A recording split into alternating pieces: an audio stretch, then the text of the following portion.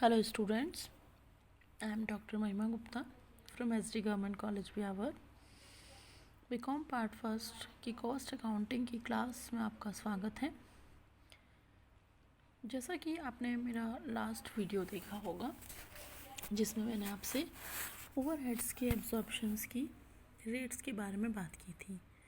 मैंने आपको बताया था कि एब्जॉर्प्शन क्या होता है, क्यों एब्जॉर्प्शन की रेट कैलकुलेट की जाती है, और साथ ही मैंने आपसे ये भी शेयर किया था कि एब्जॉर्प्शन रेट निकालने के लिए हमारे पास कौन कौन से मेथड्स अवेलेबल हैं।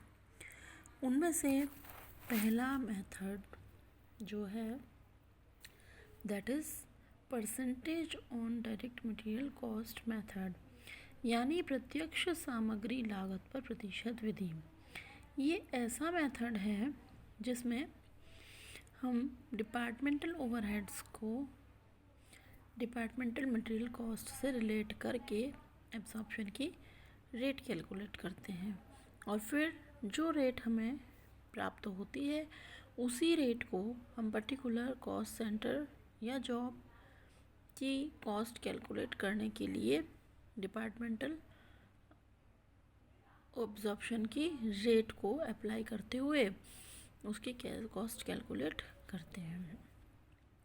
इसके लिए हम एक फार्मूला यूज़ करते हैं, that is absorption rate is equal to departmental total overheads divided by departmental total direct material cost multiplied with 100। इस रेट के आधार पर हम किसी पर्टिकुलर जॉब या पर्टिकुलर कॉस्ट सेंटर की ओवरहेड्स की अमाउंट कैलकुलेट कर सकते हैं यदि हमारे पास उसकी डायरेक्ट मटेरियल कॉस्ट अवेलेबल हो।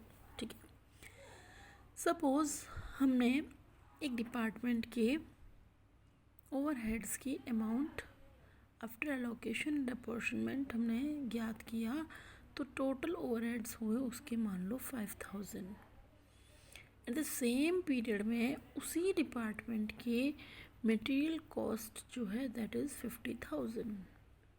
then the absorption rate will be calculated as under 5000 means total departmental overheads divided by 50,000 total direct material cost of the department multiplied with 100। तो आपके सामने आया 10%, यानी उस डिपार्टमेंट में जितने भी जॉब्स होंगे उनकी मटेरियल कॉस्ट का 10% जो है that will be overheads amount. इस अवशोषण दर की दर को निर्धारित करने के बाद जितने भी उपकार्य उस अवधि में हुए हैं उन पर यही रेट अप्लाई की जाएगी। सपोज इस प्रोडक्शन डिपार्टमेंट में 3 जॉब हुए हैं 1, 2, 3, जिनकी मटेरियल की कॉस्ट 200, 300 और 500 रुपये आई है। तो इन पर्टिकुलर जॉब नंबर 1, 2, 3 की टोटल ओवरहेड की अमाउंट इन 200, 300 और 500 का 10% यानी 20, 30 एंड 50 होगी। आई आपको बात समझ में?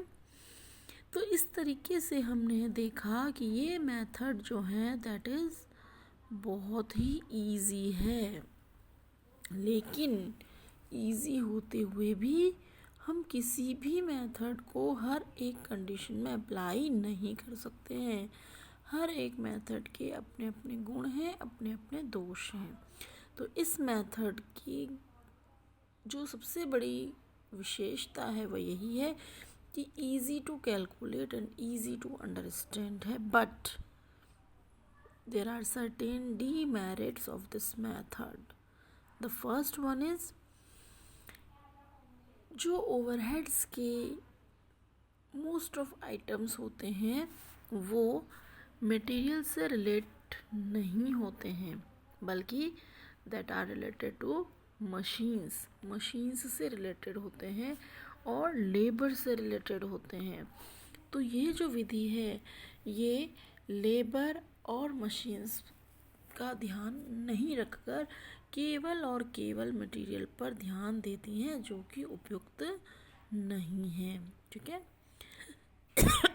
Sorry, the second demerit is जो ओवरहेड्स होते हैं उनका संबंध टाइम से होता है, तो टाइम पर भी ये मेथड कोई ध्यान नहीं देता है। थर्ड वन इज़ जो मटेरियल कॉस्ट है वो टाइम टू टाइम चेंज होती रहती है ना। जैसे कई बार ये वृद्धि जो है, ये इंक्रीज जो है वो डबल से भी ज़्यादा हो जाती हैं, बट ओवरहेड्स की अमाउंट में उस प्रपोर्शन में चेंजेस नहीं होते हैं, तो इन दैट कंडीशन ये मेथड उपयुक्त नहीं है। द फोर्थ वन इज कि अलग अलग प्रकार के जॉब्स पर हम अलग अलग प्रकार की सामग्री का, मटेरियल का उपयोग करते हैं, है ना। तो यह आधार उस समय अनुपयुक्त हो जाता है।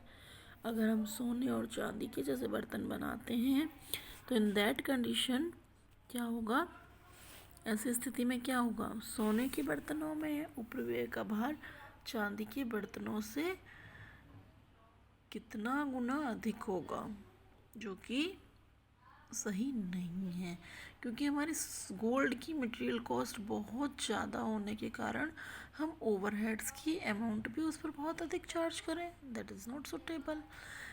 तो इस तरीके से अलग अलग तरीके के मटेरियल जहाँ यूज़ हो रहे हैं वहाँ टोटल मटेरियल कॉस्ट के आधार पर, टोटल डिपार्टमेंटल ओवरहेड्स के आधार पर ज्ञात की गई रेट के आधार पर ओवरहेड्स की अमाउंट कैलकुलेट नहीं की जा सकती हैं। द फिफ्थ वन इज जहाँ मशीनों का प्रयोग ज़्यादा हो वहाँ most of overheads are related to machines से ज़्यादा ओवरहेड्स रिलेटेड होते हैं, न कि मटेरियल से, तो उस समय ये विधि काम में नहीं ली जा सकती है।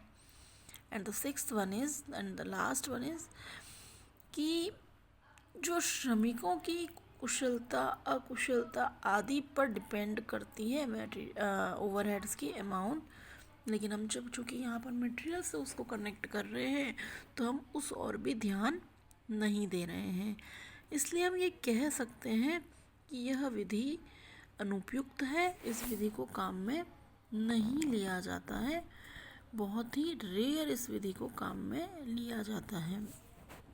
इस तरीके से मटेरियल के आधार पर ओवरहेड्स की राशि कैलकुलेट की जा सकती हैं, but this method is not practically followed by industries for calculating the amount of overheads of A job in particular department, क्योंकि इस मेथड का जो लॉजिक है दैट इज़ कि मटेरियल के जिन पर जितना खर्च हुआ है उसके आधार पर हम ओवरहेड्स की रेट कैलकुलेट करें और उस रेट को हम पर्टिकुलर जॉब पर खर्च हुए मटेरियल से कनेक्ट करके उस पर्टिकुलर जॉब की ओवरहेड्स की कॉस्ट निकालें, ये लॉजिक बिल्कुल सही नहीं है, क्योंकि जो ओवरहेड्स के आइटम्स होते हैं that are mainly connected with time and labour and machines and not to the material, so ये मेथड काम में नहीं लिया जाता है।